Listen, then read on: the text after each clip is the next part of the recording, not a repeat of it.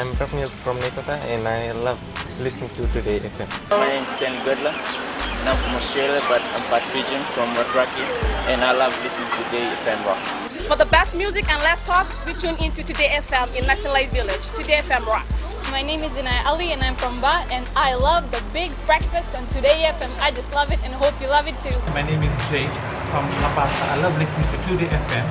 Today FM rocks. My name is Naushin and I'm from Sambeto and I love Today FM. Today FM rocks. Today's hit music on Today FM.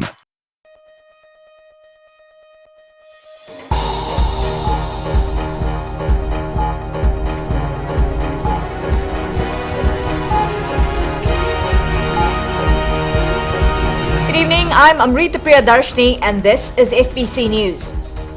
Tonight, a 3-flat house destroyed by fire in Nandi. Health Ministry tests miracle water to see if it's hygienic. And efforts underway to promote organic farming.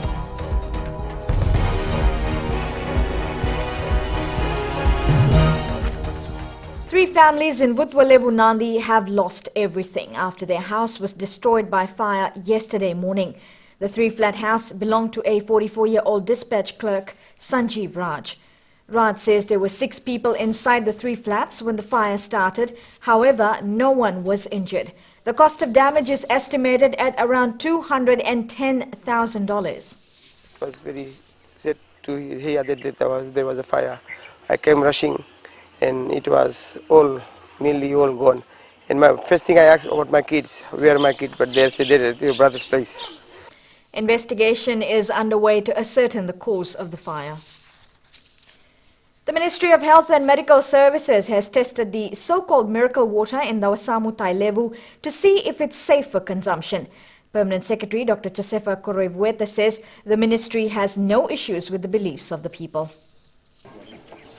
Thousands of people have flocked to the Wasamu Tailevu in the belief that this natural spring water has healing powers. They've been healed, their suffering is gone. They feel much better, and to us, that's really what we want, people to feel better. Dr. Korevueta says if people are healed by the water, there is no need to disturb. Our issue is just to make sure that, the public facilities are available in terms of conveniences instead of washroom, okay? It's not the issue about the water. The ministry's only concern was whether the water was hygienic. The test that was done, as I was informed, was basically to look at the quality in drinking. Okay? Not test as other people may have, perceived it to be. Because, when it comes to healing, I think it's beyond science, beyond scientific measurement, to really put logic as to why people got better from being ill. Many people with chronic diseases have bathed in this water and claim to have been cured. Ritika Pratap, FBC News. Meanwhile, the Fiji Roads Authority's contracted company, Fulton Hogan Highways, has carried out roadworks at Natandrandave in the Wasamu Tailevu to allow easy access to the public. FHH Corvo Supervisor Ulasayam Bolailai says they have graded, gravelled and widened the road and the car park. Bolailai says the areas around the water pipes had become soggy and slippery. People in wheelchairs will now be able to wheel themselves safely to the pipes, while others can cross drains safely as culvert crossings have been installed. Lands Minister Fayaz Koya has confirmed his ministry is identifying locations suitable for organic farming. The action is to improve food exports and provide better incomes for local farmers. Grace Narayan tells us more. A policy already exists for state land to be set aside for organic farming, and all produce will carry the Fijian organic label. In terms of premiums for that particular piece of land, it may be a little higher because I see us growing that particular label. I see us growing in terms of export, in terms of the kind of stuff that we can do for organic. So it's just in the very early stages at the moment. So as far as records go, the Department of the Ministry of Lands and Mineral Resources will eventually have a record as to how much land in Fiji is organic with respect to state lands. Lands Minister Fayaz Koya says implementing the policy won't happen overnight as there are many hurdles along the way. It'll take a little while. It's a time-consuming process. I mean, I've just asked them to see. At the moment, as I said, it's an information-gathering exercise. We'll eventually get a proper policy out and then the guidelines, etc. Work on organic farming has been welcomed by the South Pacific Community Land Resource Division, which actively promotes such practices. Aside from the benefit of sustainable agriculture development, the policy will actually promote a farming system that is quite resilient to climate change as well. Organic farming elements include approaches like mulching. Fayaz Koya is using his dual portfolios, Lands Minister and Industry and Trade Minister, to promote organic products and attract local farmers into this niche area, which is expected to fetch premium prices in the world market. Grace Narayan, FBC News. Well, 10 students from the Hilton Special School who have transitioned to a mainstream school in Suva are excelling in their studies. 4 of these students are in Year 10, 2 have reached Year 11 and 4 are studying in Year 12. Anna Ravulo has more. It is an achievement for students with special needs to finish their secondary school studies without any hurdles. Gospel High School Principal Diana Nainoda says last year was historic for them after a student successfully made it through to Year 13. Last year was our first incident where one of the deaf students was able to go right up to Year 13. I believe he is now at the university. However, not everything is smooth running to cater for these students, as they require a separate set of resources in class. So the challenge is really to for the sign language interpreters to come up with more creative ideas on how they can help in getting the deaf students to learn at the same pace with the hearing students. Education Minister Dr. Mahendra Reddy says they are encouraging other schools to come on board. If the school has the facilities to take them on, we are happy to take them. We are looking forward to receiving those applications, and we are also happy to assist in the placement. The impeding factor for the Gospel High School is the lack of resources to cater for students with special needs. The school is hoping to get more assistance from the ministry so they can educate more students that come out from these special schools. Anna Ravulo, FBC News. Over 16,300 students will sit for the Fiji Year 8 examination tomorrow. Education Minister Dr. Mahendra Reddy is calling on all stakeholders, especially parents and guardians, to safeguard the interests of their children. Reddy says it is important to pay the highest level of attention to children's needs during the external examination period. He says this is the time the children will need a lot of support.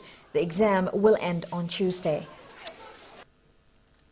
Still to come on FBC News, wine culture becoming popular in Fiji. And young entrepreneur says with challenges comes success. Stay with us.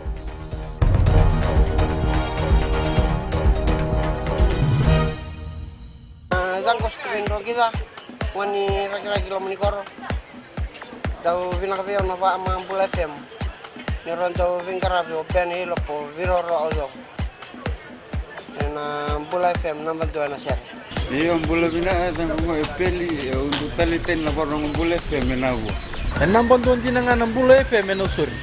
Bula FM, number 2 and sir. Bula siya, Buniva Ulambasa, nada ko Vila Merikivi, Bula FM, number 2 and sir, talita itu ngai lambas. Bula FM, number 2 and sir.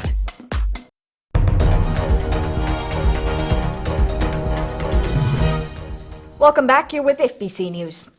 A war veteran has received close to $10,000 from the government as a token of appreciation for serving on Christmas Island in 1958. Joape Lorcio was among hundreds of other Fijian troops that were on the island during the nuclear tests of 1957 to 1958. Eleanor Trangaviu with this report. 90-year-old Joape Lorcio is one of the few surviving members of the Fijian troops who were assigned to Christmas Island 50 years ago. When they drop the ball, and the thing will flash up, those flashes. If you were there and you don't wear, you wear the white, only white. You wear the white and it strike off. But Otherwise, this kind of thing, they go through. Lauricia received his check from the Commissioner Northern Chovesa Bodea, who thanked the veteran for his service to the country. I've been delegated this task from the Ministry of Defense to come and give a check just to thank him and his family for sacrificing his life for that assignment at Christmas Island. Lauricia was only 24 when he enlisted in the army and was 31 when he was assigned to Christmas Island. Before that, the father of 11 served 4 years in the Malian campaign. I am standing here to thank you all, the Commissioner Northern, the Rokoti Madhuata, and everyone. I am old now. I cannot see properly. I cannot hear properly. And I am fragile. Lauricia currently holds the title of Tuilangi in Dongtuki Madhuata. Eleanor Turangaivu, FBC News. Fijians are slowly beginning to develop a taste for fine wine dining, according to Shangri-La Fijian Resorts General Manager Craig Powell. Speaking at the resort's Villa Maria wine dinner, Powell said the wine culture in Fiji is steadily growing. Ellen Stoltz with the story. It's an industry that has for years struggled to compete with cheaper spirits and beer, but in recent years the consumption of wine seems to be increasing in Fiji. The wine culture is growing in Fiji. I think people are developing a taste, for a more refined taste, I would say, for good quality wines. And we're fortunate that, our location lends itself well to great producing wine countries like Australia and New Zealand. Confirming this growth is Liam Hindle, owner of Matrix Group that runs Victoria Wines in Fiji. It's a lot more about the combination of you're drinking the wine, but it's often going with food and it's going with friends. So it's a social activity. And I suppose to one extent Fiji has it in Yangona, where it's all shared, you're sharing something. The Shangri-La Fijian Resort, along with other resorts, have been hosting wine dinners to help incorporate good wine with food. Roughly, round figures, about 20,000 cases a year of New Zealand wine coming through. Just a bit under, but that's where it is, and that's a good market. But worldwide, it's a small market, but it's an important market because you get so many overseas tourists coming here. The ability to provide good food and match it with wine is a great advantage to our tourism industry, and hoteliers are hoping that such wine dinners will do just that. Ellen Stalls, FBC News. The Agriculture Ministry has rolled out a goat and sheep crossbreeding program to improve the quality of meat locally. Agriculture Permanent Secretary Jitendra Singh says the program will also help cater a high demand of quality meat. Sainiani Boiler reports. The Agriculture Ministry has worked out a combination research for relevant breeding components of goats and sheep that suits the local weather. So we are trying to bring out a breed of goat and sheep that will adapt very well to Fiji's climatic conditions and be able to cater for the livestock demand, especially for food in the meat sector. The cross-breeding process was done 4 months ago at the Nowaidamba Research Station in Nandi. Agriculture Technical Officer Alipati Karikari says they now have moved to the second phase. We also conducted the mating process. This is a mating, a cross-breeding process of the Fiji Fantastic Sheep, that is our local breed of sheep, with the imported stock. As far as Nowaidamba Quarantine Station is concerned, the mating process was started on the 27th of April. We are currently in the process of lambing. The ministry wrapped up its lambing process at the Batiri Research Station last week. They will now move to more in Tabiwani from Wednesday. Sainiani Mboila, FBC News. The Pacific leaders are discussing a new policy in Pacific climatology. This policy has been compiled by the Pacific Islands Climate Action Network, which was submitted to the leaders few months ago. Coordinator Krishnil Narayan says international diplomacy is on par. However, more needs to be done to ease the consequences of climate change. We work with various youth groups in ensuring that their voices are heard. We document the impacts of climate change, and we take it up to the various policymakers. The organisation brings together civil society actors from all island countries to advocate for climate justice. Now, we all have something to complain about, be it life or the necessities we don't have. In tonight's Successful Fijian segment, we look at the journey of a young woman who did not give up and tackled the battles in her life head-on. Sharon Shivan with the story. Successful Fijians is brought to you by the Fiji Development Bank, your partner in progress. From struggle comes success. 8 years ago, Reshmi Pillai was a cashier and a sales girl. Today, the 28-year-old is the owner of Cutting Edge Hair and Beauty Salon located at 9 miles in Nosori. She still remembers how it felt growing up poor after her dad passed away in 2002, leaving her mother and 4 siblings behind. When I was in class 8, he passed away. So that part, our life took a major change. My mom, who never used to work, who was a housewife, she has to look for a job to feed us and support us financially. And when we went to high school, things got a little more difficult financially, and that's where I left school. The school dropout did not want to sit back and curse her fate. Instead, she looked for opportunities. Reshmi received a scholarship through Oz to study hair and beauty.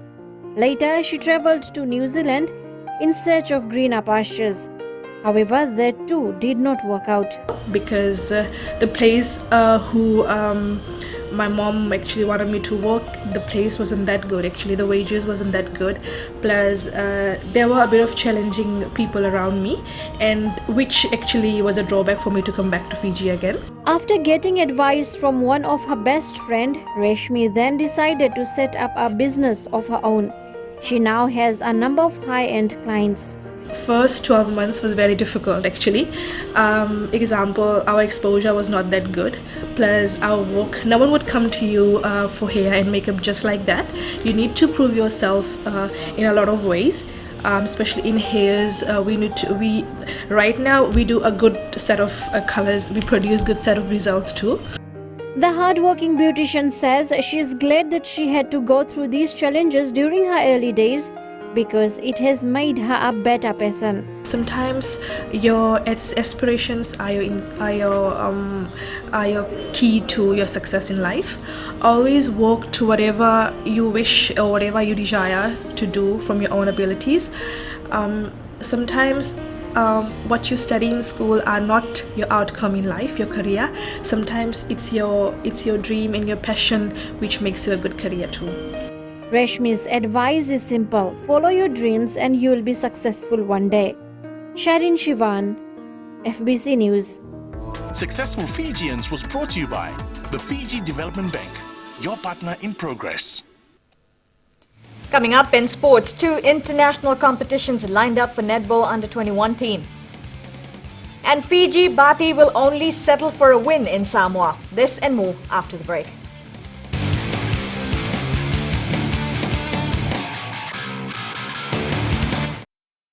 मैं जुगे नंबिलो तालेबू से radio Fiji 2 24 घंटे मेरे साथ साथ रहता है। हम मंगेरी ताउका के ललित से हमारे दिल में और दिमाग में खाली रेडियो फिजी 2 है, और सभी भाइयों से आग्रह करते हैं कि रेडियो फिजी 2 सुनना चाहिए। मेरा नाम अभिनेश है, मैं निंदी का रहने वाला हूँ।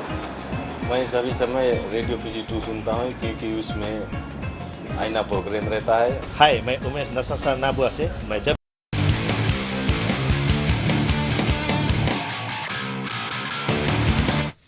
The under-21 netball team will play 2 international competitions in the build-up to the 2017 World Youth Championship in Botswana. These include the International Youth Tournament in January and the International Secondary Schools Competition in May next year. Melita Vanga reports. We had a fantastic outing, great outcomes for our under-21 side, and of course great learnings also. And take part here at home from the 11th to the 14th of January. We are pleased to confirm that New Zealand, Australia, and of course all 3 countries that qualified in Auckland will be participating in this event. Bogendrau has thanked new coach Vicky Wilson for bringing these early changes in the team. The team will regroup in November to prepare for the tournament. Melly Tawanga, FBC Sports. The Fiji Mbati team has arrived safely in Samoa. The team will play to Samoa to commemorate 30 years of rugby league in the country. Local players Seimoni Lomaloma and Pio Sethi have joined overseas-based players in Samoa. The two were accompanied by Timothy Nalemba and national coach Joe Rombele. FNRL chair Vilimoni Vosarongo says playing against Samoa on their home soil is a huge challenge. However, the boys are confident. The Mbatis are there not to help them celebrate, but we're there to spoil their celebration. And I've made sure that our coaching team know that that's exactly what we want from the Mbati boys. The Fiji Mbati will take on Samoa next Saturday at Apia Park. The Rewa football team this afternoon beat Lambasa 1-0 in the Vodafone Premier League match played at the Ratudakambao Park in Nosori. The lone goal for the Delta Tigers goal was scored by Joseph Mishra in the second half. Meanwhile, Lambasa hammered Suva 3-0 last night at the same venue. Ba leads the points table with 16 points, followed by Lotoka with 14 points, and Suva is on third place with 13 points. A charity golf tournament was held over the weekend at the Shangri-La Resort to help Animals Fiji with their work. Animals Fiji is a registered charity organization involved with animal welfare. Co-founder Casey Quimby says the charity helps all types of animals. However, she says they are mostly involved with stray cats and dogs. Quimby says they aim to eradicate these stray animals that pose a high risk of spreading diseases. This money will go towards buying drugs, sustaining our veterinarians that we have to bring in from overseas. And for example, every D-sex that we do does about $150. And we charge $25. So all of our fees are subsidized. Animals Fiji has 5 clinics based in Nandi, Lotoka, Lambasa, Savusavu and Taviuni. Promoters for Joseph Parker will look to fast-track a world title bout after the Kiwi boxer's crushing win over Alexander Dimitrenko. Parker, 24, cruised past his Ukrainian foe with a third-round total knockout in Manukau after landing a right body blow that left Dimitrenko writhing in pain. The Auckland-born fighter collected the WBO Oriental heavyweight title as a result of the win and remains the mandatory challenger to IBF champion Anthony Joshua. Here are the highlights of the fight. There was a left hook, short right hand there, Parker. Well, he rocked him there. It was a left hook, bang goes the right hand. The knees go out. Dimitrenko tries to hold. Beautiful shot, right on the kiss-up. And good job. When he decides to go in, he dictates it. He spins the big guy down. Dimitrenko. And no complaining about that one. He's hitting him at will with the right hand, holding on for dear life. Parker's pulling, pocket. There's a hard body shot. The reason for that, Mike, is because he's always throwing. He goes down and he blasts him to the body. Dimitrenko, that punch is going to say, and he's not going to want to get up because he really blasted him with him. He's going to count him out. You got to get up following a blow or you can be counted out. He's going to count him out. He's not getting up. This fight's going to be all over. They might complain about it, but this is a knockout. Joseph Parker has knocked him out. Parker will now continue on towards an IBF title bout in November or March against Joshua or a WBO title fight in the summer. The Fiji Darts Association's weekly competition is aimed at preparing potential players who will represent Fiji at the first South Pacific Darts Championship to be held in Vanuatu in 2018. Vodafone Fiji's triples competition was played at the Defence Club in Suva with more than 10 teams participating. The association is trying to groom players who are interested in playing in the championship.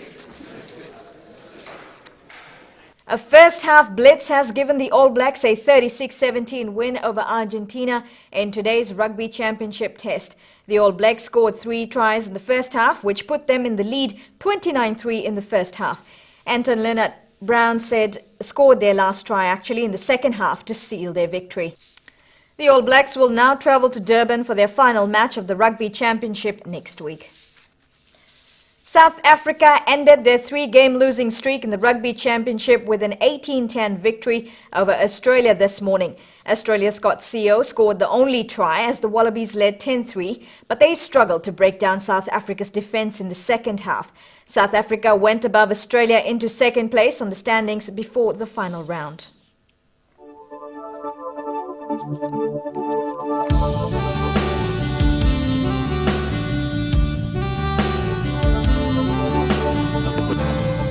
While isolated brief showers were experienced towards the windward side of the islands, warm and sunny conditions prevailed over the rest of Fiji.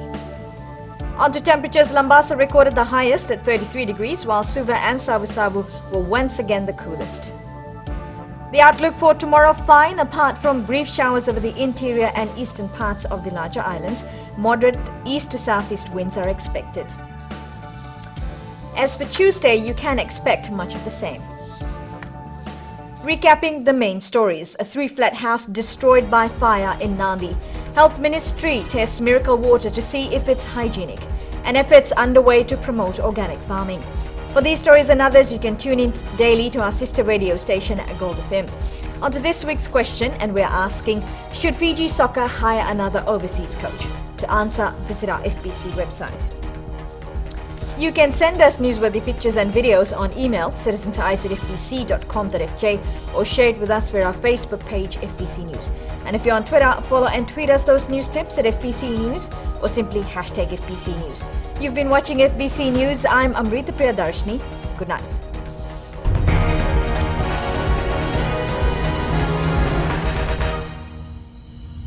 Yandra! I love listening to Gold FM at Golden Point Resort.